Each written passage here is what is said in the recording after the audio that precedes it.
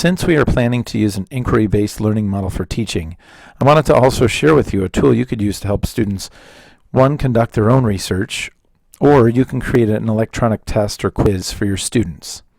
In the Drive, click on Create and select Form. This will instantly bring up a new document that you can edit.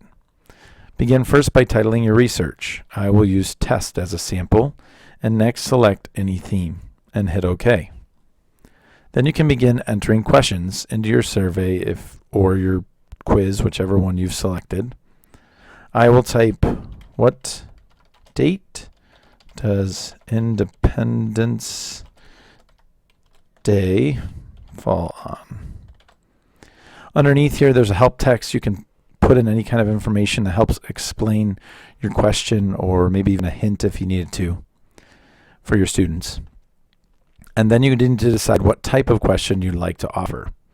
It could be multiple choice, it could be text or paragraph or short answers, it could be checkboxes, choose from a list, lots of different types of questions you can have here. I will use multiple choice for my first question. Then you can type in your choice set.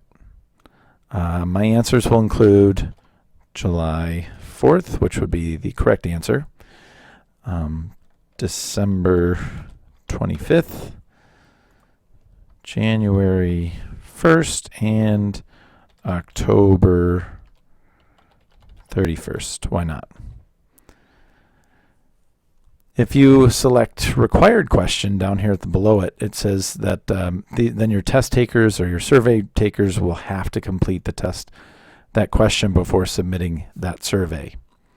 If you go to advanced settings, it allows you to shuffle the multiple choices, which will help out a lot, so you don't have to remember to keep changing where you put those multiple choice questions. You can delete a question easily by going up to the trash can in the top right corner, and you can see when I hover over that it says delete. Once you like what you've done, you can then click on Done, and then your question will be displayed the way you have it written. If you click Add Item, you can move on to the next question. And you can enter everything as before, but now let's try something like checkboxes. First, I'm going to type in, what do you do for exercise? And I'm going to make this a checkboxes. And so my options are going to include quite a few, because now what I'm doing is I'm allowing my test takers or my survey takers to enter in multiple answers, and this is for research purposes.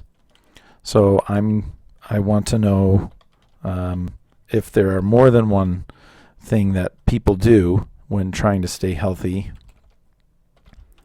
Skateboarding, a couple more here, fitness classes, and maybe at home, game system or DVD.